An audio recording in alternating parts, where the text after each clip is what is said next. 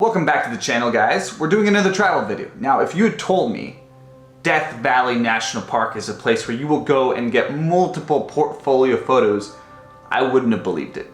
But that's actually what happened.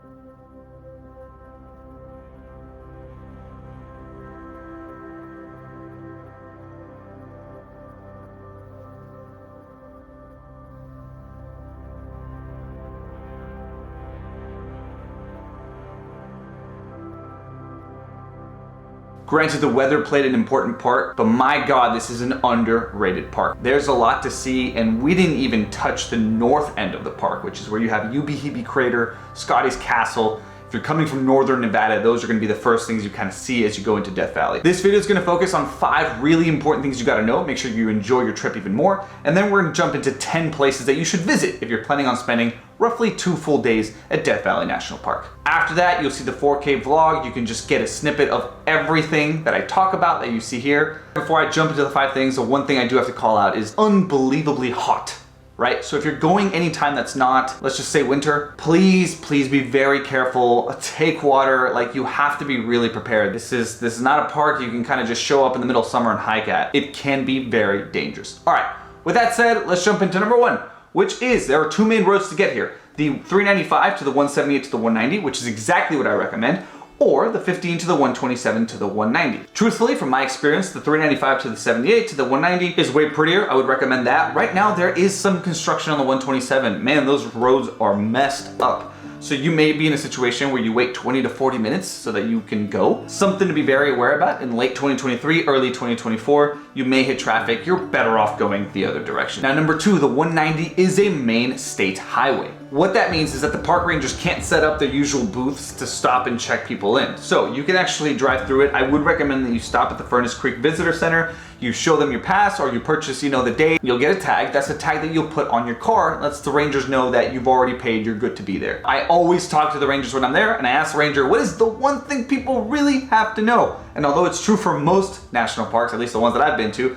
they stressed, and it is true, they stressed to me, you have 0 to 0 service in the park, okay? So if that's something that makes you a little bit nervous, just make sure you come well prepared. At the hotels and stuff, you can check in for the Wi-Fi. There's also the Garmin InReach that'll let you at least send messages. Something to be very aware. It's a long drive with no service. Number 3 is lodging. Now, there's a few different lodging options, not many, but the 2 that I recommend are gonna be either the Inn or the Ranch. The Inn is a little bit nicer based on what I saw and the people I spoke with, but the Ranch is a bit more kid-friendly. They have the museum, the Borax Museum. There's just, we stayed at the Ranch, and I'll have, again, a separate video on the Ranch. It is nice, the cottages are beautiful, really nice for family, but it is a split house, so you could end up with not so nice neighbors that make a lot of noise. One of the nights we had unfortunate neighbors that had to slam every door they came in contact with. So that's lodging. Number 4 is food, and my goodness, I have never seen food be so bad and so expensive at the same time. I don't even want to go into too much detail, guys. Do a little bit of Yelp research. Food is absolutely terrible. 3 out of 5 is like gourmet of what you'll find. Had I known this and I'd done better research before I went, I would have taken some camping gear, made some food of my own. It was that bad. Now, the saloon and stuff dinner didn't look as bad. They didn't serve food till 5. They were reservation only. We couldn't get one when we were there. It was a mess. Sometimes mountain places, and in this case, places that are a bit farther to reach, they're a bit more expensive, but a gallon of water at Target here in San Diego costs $1.50. A gallon of water at the general store at the Ranch costs $4.50. Lastly, number 5 is gas stations. There are plenty around the park, so don't freak out about that. I know that's one thing I mentioned, Sequoia and stuff. It's like you gotta be mindful of that. Not so much here. There are plenty because it is a state highway. There's a few located. You'll find them. All right, now I'm gonna switch over to the 10 places you should visit. I'm gonna go through these very, very quickly. You'll see them in the video, and most, if not all, will have an individual 3 to 5 minute video that you can check out. Number 1 is Dante's View, overlooking the Basin. Absolutely gorgeous.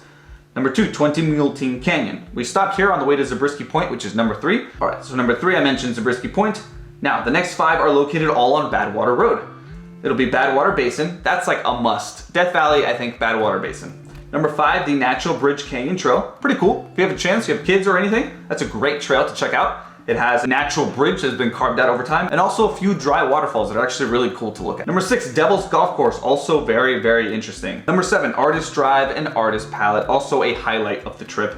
And number 8, on the way back, the the Golden Canyon Trail. Golden Canyon, you can actually connect that to Zabriskie Point. Pretty cool. We didn't do that. We did Golden Canyon to Red Cathedral. Absolutely beautiful. The last half a mile, build your own adventure scramble. Really worth it. Make sure you check out that trail guide. Separately, now going towards the west entrance of the park, you have the Mesquite Flat Sand Dunes, which are gorgeous and would recommend that you spend at least an hour or two trying to climb to the top of one. It's harder than it looks.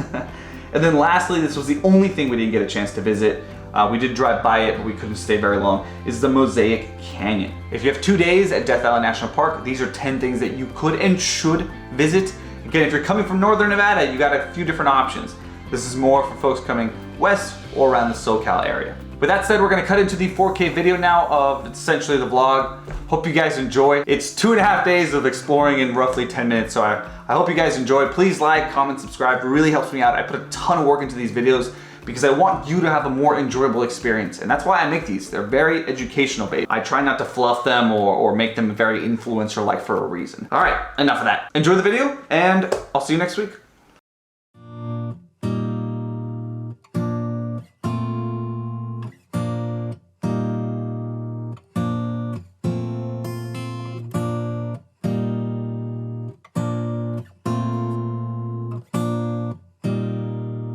We're at Dante's Peak.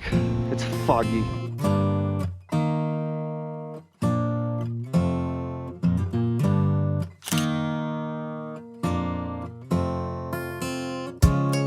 All right, I waited and it paid off because it cleared up. Oh my God, okay, it's happening. Everybody stay calm. This is unbelievable.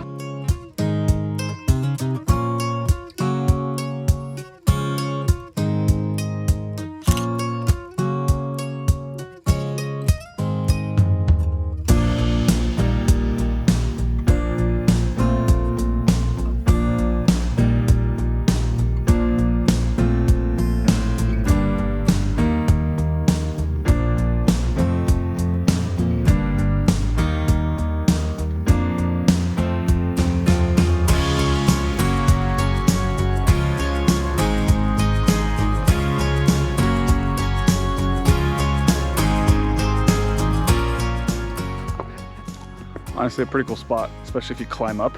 Spend some time climbing up, you get some better views. Pretty good stop.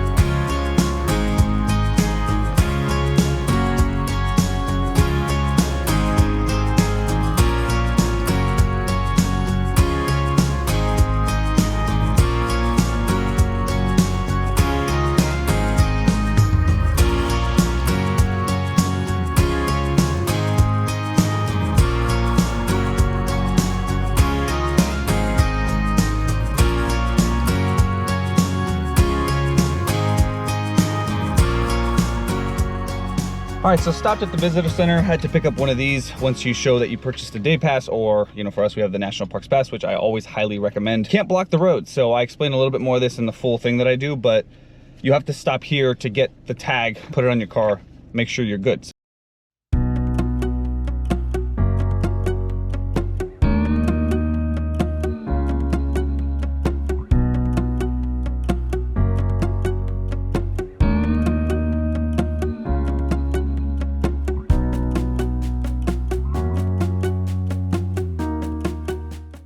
All right, on our way to Badwater Basin here. Had to stop in the middle of the road. Look at the freaking mountains, man. So colorful. This is beautiful. All right, we're gonna keep going. I just had to stop and take some pictures here because it is magnificent.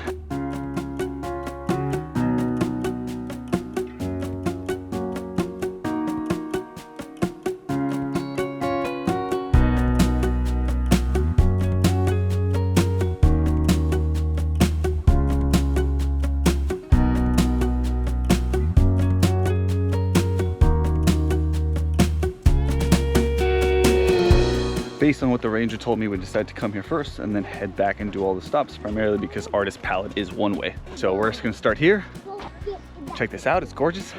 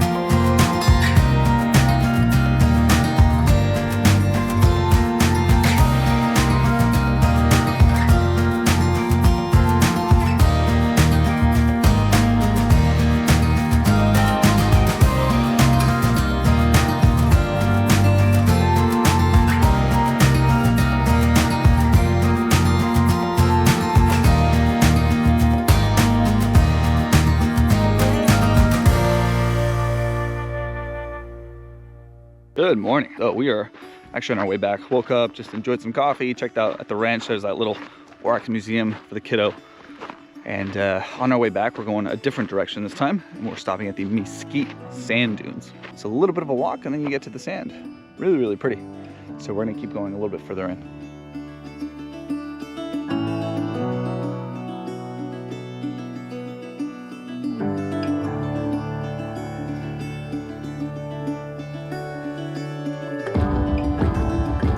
Sand is so soft. It's just kind of crazy, honestly. It's really, really soft.